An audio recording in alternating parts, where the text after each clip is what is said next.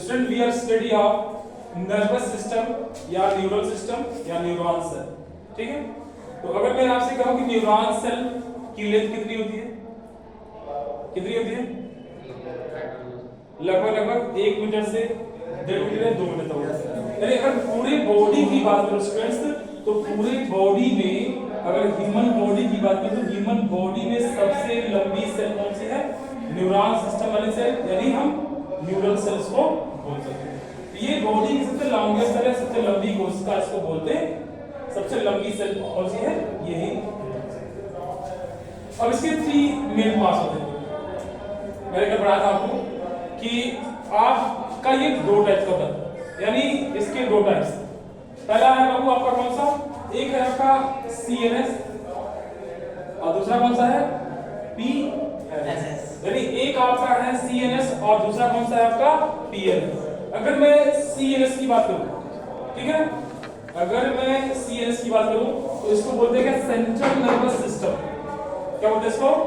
Central nervous system. ये central nervous system कहां होता है सर? ये आपके ब्रेन में होता है। कौन होता है? ब्रेन। यानी इसका जो सेल आपके ब्रेन में पहुंचता है उसको क्या बोलते हैं? CNS। और इसका कुछ पार्ट कहां पहुंचता है? आपके स्पाइनल कॉर्ड। स्पाइनल कॉर्ड यानी जो न्यूरॉन के सेल आपके ब्रेन में होते हैं और कहां होते हैं? आपके स्पाइनल कॉर्ड, उसको क्या बोलते हैं? Central nervous system. यानी यहाँ पे जो कुछ सेल है ब्रेन में आपके और कुछ सेल कहां आपके बैकबोन यानी स्पाइनल, उसको क्या बोलेंगे हम? Central nervous system. इसके अलावा जो न्यूरॉन सेल आपकी पूरी बॉडी में कहां है? पूरी बॉडी, उसको क्या बोलेंगे? PNS, peripheral nervous system. Student peripheral nervous system को 2 पार्ट में डिवाइड किया गया है। एक है आपका SNS और दूसरा क्या students? ANS। Sympathetic nervous system और ऑटोनॉमस नर्वस सिस्टम। ये कल मैंने आपको पढ़ा था। ऑटोनॉमस क्या है? ऑटोनॉमस बॉडी के ऐसे ऑर्गन्स जो अपने आप काम करते हैं।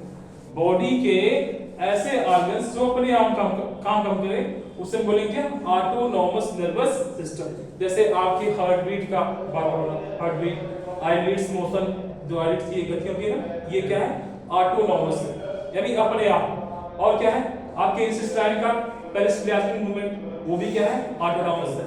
और बाबू जो तुम अपने आप काम नहीं करते, जैसे मान लो मैं इस पेन से लिख रहा हूं, ये क्या है आपका? SNS है, यानी सिंपैथेटिक नर्वस सिस्टम। और हार्ट बीट क्या है? ANS है, यानी ऑटोनॉमस नर्वस सिस्टम। तो हम स्टार्ट करते हैं ये न्यूरॉन सेल का स्ट्रक्चर कैसा होता है, इसमें क्या कौन से पार्ट्स होते हैं, आइए स्टार्ट करते हैं, ठीक है। तो अगर मैं बात करूं तो हमारी न्यूरॉन सिस्टम में यानी न्यूरल सेल के 3 मेन पार्ट्स। कितने पार्ट्स हैं? 3 main parts. The first part is साइटोन, यानी पहला पार्ट क्या बाबू? साइटोन या सेल बॉडी। यानी ये जो बड़ा सा दिख रहा है स्ट्रक्चर, इसको हम साइटोन बोल सकते हैं या सेल बॉडी बोल सकते हैं। तो अगर आपसे पूछे कि न्यूरॉन सेल को कितने पार्ट्स में डिवाइड किया गया? 3 पार्ट्स में। पहला क्या है बाबू? साइटोन या सेल बॉडी। अब साइटोन या सेल बॉडी के बारे में पहले पढ़ लेते हैं, फिर आगे हम यहाँ पे देखते हैं। तो यहाँ पे ये जो साइटोन है या सेल बॉडी है, ध्यान से देखिएगा, इसको हम कैसे डिफाइन करेंगे? सर साइटोन या सेल बॉडी में एक बड़ा सा क्या होता है सर? न्यूक्लियस होता है। आप देख पा रहे हो कि साइटोन या सेल बॉडी में क्या है? यहाँ पे एक बड़ा सा न्यूक्लियस। क्लियर है? क्लियर है? यानी हम कह सकते हैं साइटोन या सेल बॉडी क्या है? बड़ा सा न्यूक्लियस। और सर न्यूक्लियस के चारों ओर छोटे छोटे क्या है? ये पार्टिकल्स हैं या ग्रेन्यूल्स हैं, देख पा रहे हैं? यानी साइटोन के चारों ओर छोटे छोटे पार्टिकल्स हैं या ग्रेन्यूल्स हैं, उससे हम बोलते हैं क्या? निसिल ग्रेन्यूल्स। क्या बोलते हैं स्टूडेंट्स? ये बोलिए, निसिल ग्रेन्यूल। क्या बोलते हैं? निसिल ग्रेन्यूल। निसिल ग्रेन्यूल। अब ये निसिल ग्रेन्यूल करता क्या? एनीबॉडी? क्या करता है निसिल ग्रेन्यूल? सर निसिल ग्रेन्यूल्स आपका प्रोटीन सिंथेसिस करता है। क्या करता है स्टूडेंट? Protein synthesis. तो अगर आपसे कोई पूछे निसेस ग्रेन्यूल्स क्या करता है तो क्या बताओगे? Protein synthesis. किसके लिए सर? न्यूरॉन सेल के। किसके लिए? न्यूरॉन सेल के। अब सर ये निसेस ग्रेन्यूल्स किसका बना है? ये भी क्वेश्चन है। निसेस ग्रेन्यूल्स किसका बना है सर? तो निसेस ग्रेन्यूल्स सर बना है किसका? राइबोसोम का। इसका स्टूडेंट्स राइबोसोम और ER यानी एंडोप्लाज्मिक रेटिकुलम। तो अगर आपसे कोई पूछे निसेस ग्रेन्यूल्स का काम क्या है? प्रोटीन फॉर्मेशन या प्रोटीन सिंथेसिस। और अगर आपसे कोई पूछ ले निसेस ग्रेन्यूल्स किसका बना है तो बताओगे क्या? Ribosome plus endoplasmic reticulum. हाँ इसी क्वेश्चन में पूछ सकता हूं आपसे कि राइबोसोम की डिस्कवरी किसने करी? राइबोसोम की डिस्कवरी पैलेट किसने करी? पैलेट। और एंडोप्लाज्मिक रेटिकुलम की पोर्टर किसने करी? पोर्टर। ये क्वेश्चन आपके आते रहते हैं, ठीक है ना। अब आगे देखते हैं ये जो निसेस ग्रेन्यूल्स सिस्टम, ठीक है। अब यहां से क्वेश्चन आपके नीट में पूछ सकता है कि निसेस ग्रेन्यूल्स किसने पाया? तो सर निसेस ग्रेन्यूल्स दो जगह होता है। एक तो बाबू आपका कहां होता है? आपका साइटोन। साइटोन में है ना, साइटोन यानी सेल बॉडी। आपसे पूछ लेगा क्या निसेस ग्रेन्यूल डेंड्राइट्स में भी होते हैं या डेंड्रॉन्स में भी होते हैं? सर इसमें भी होते हैं। तो कहां होते हैं आपके? डेंड्रॉन्स में। और क्या निसेस ग्रेन्यूल्स एक्सॉन में भी होता है? होता है सर निसेस ग्रेन्यूल एक्सॉन में नहीं होता, यानी एक्सॉन में इन दोनों में प्रेजेंट है सर, एक्सॉन में क्या है? ये ऑब्सेंट। एक्सॉन में क्या है? ये क्लियर हो गया। तो अगर आपसे कोई पूछे कि निसेस ग्रेन्यूल्स साइटोन में है, ये सब प्रेजेंट है सर, डेंड्रॉन्स में है, डेंड्रॉन्स प्रेजेंट है, बट सर एक्सॉन्स में क्या है? ये ऑब्सेंट। क्लियर हो गया। अब स्टूडेंट पढ़ते हैं सर दूसरा पार्ट, यानी पहला पार्ट हमने पढ़ा साइटोन। अब न्यूरॉन सेल का दूसरा पार्ट कौन सा है? डेंड्रॉन्स या डेंड्राइट्स। देखिए ये सेकंड पार्ट, डेंड्रॉन्स या डेंड्राइट्स, ठीक है ना। अब मैं आपसे पूछूं कि ये डेंड्रॉन्स और डेंड्राइट्स का एक साइटोन में संख्या कितना है, यानी कितने नंबर पाए थे? एनीबॉडी? एक साइटोन में कितने डेंड्रॉन्स या डेंड्राइट्स हो सकते हैं? तो बताएगा। देखिए सर कहीं कहीं आप बुक में 7 से 8 पढ़ते हो, कहीं 12 से 13 पढ़ते हो, बट सर ये डिपेंड नहीं करता। इनकी संख्या बहुत ही ज्यादा हो सकती है, 100 भी हो सकती है या उससे भी ज्यादा या उससे भी कम। तो ये अगर मैं बात करूं आपकी बुद्धि से परखिंज से, उसमें इसकी संख्या क्या होती है? बहुत ज्यादा, लगभग 100 होती है। तो इनकी संख्या डेंड्रॉन्स या डेंड्राइट्स की संख्या बहुत ज्यादा, ठीक है ना। डिपेंड करता है कि सेल कौन सा है, ये सेल कहां पे पाई जाए, ठीक है। अब ये दूसरा पार्ट हो गया। अब ये डेंड्रॉन्स और डेंड्राइट्स करते हैं, ये अगले न्यूरॉन के डेंड्रॉन और डेंड्राइट से मिलेंगे और मैसेज को क्या करेंगे? ट्रांसफर करेंगे। मैसेज क्या करेंगे? जैसे मान लीजिए ये एक न्यूरॉन सेल है, ये क्या है? एक न्यूरॉन सेल।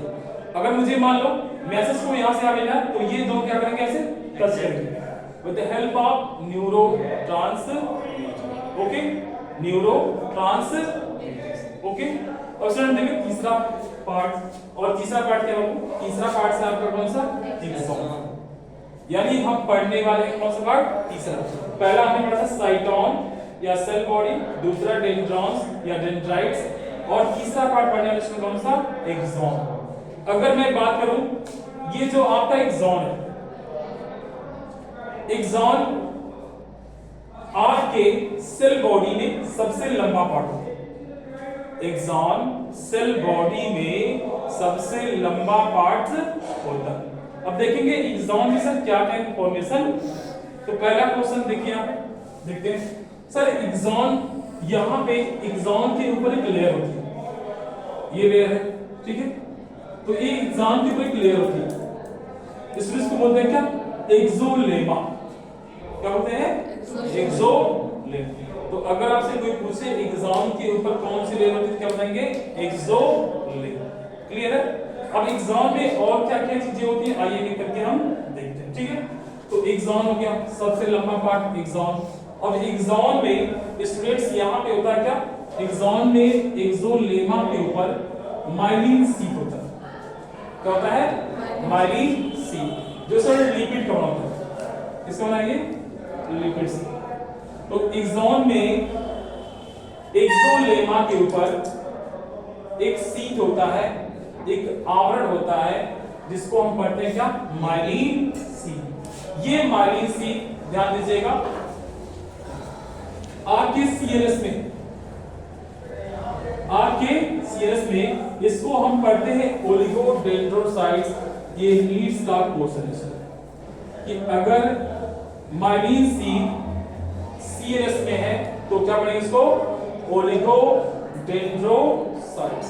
और स्टूडेंट्स अगर ये पीएनएस में है तो इसको क्या पढ़ेंगे हम? Schwann cell. क्या पढ़ते हैं इसको? तो माइलिन शीट अगर सीएनएस में है तो क्या पढ़ेंगे? क्या पढ़ेंगे? ओलिगोडेंड्रो, और पीएनएस में तो स्वान सेल। और ये भी इंग्लिश का क्वेश्चन है।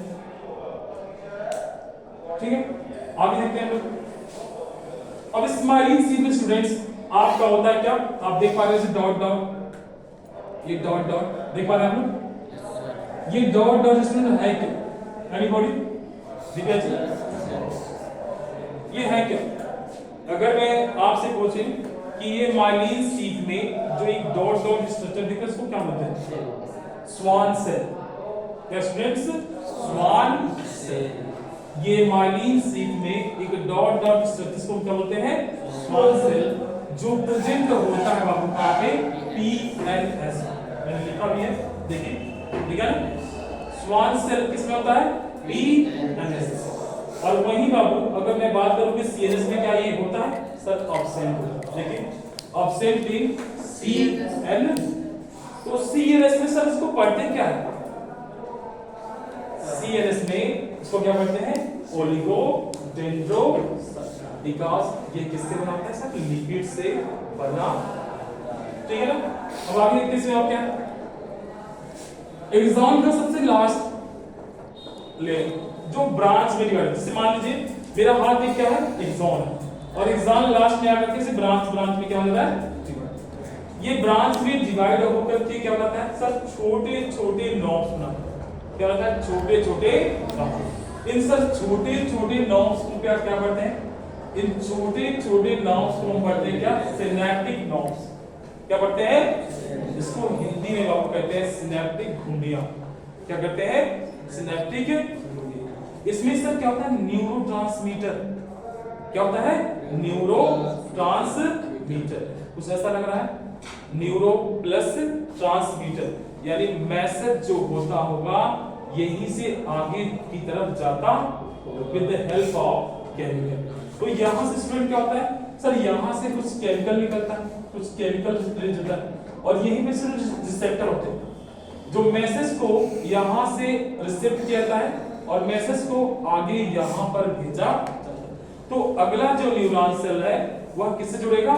न्यूरोट्रांसमीटर से, और मैसेज को आगे पहुंचाएगा। ठीक है ना? अगर मैं बात करूं कि यहां पे मैसेज कैसे कहां तक आता है,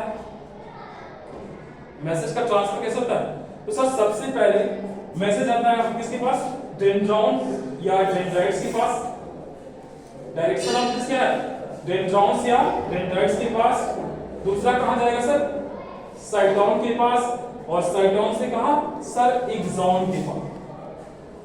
स्टूडेंट्स एक्सॉन के पास, और एक्सॉन से मैसेज कहां जाएगा? आपके न्यूरोट्रांसमीटर। ठीक है ना? तो क्या आपको ये समझ आ गया? आगे समझे? नेक्स्ट क्लास में इसके बाकी पार्ट में देखेंगे। ठीक है, ओके बाय।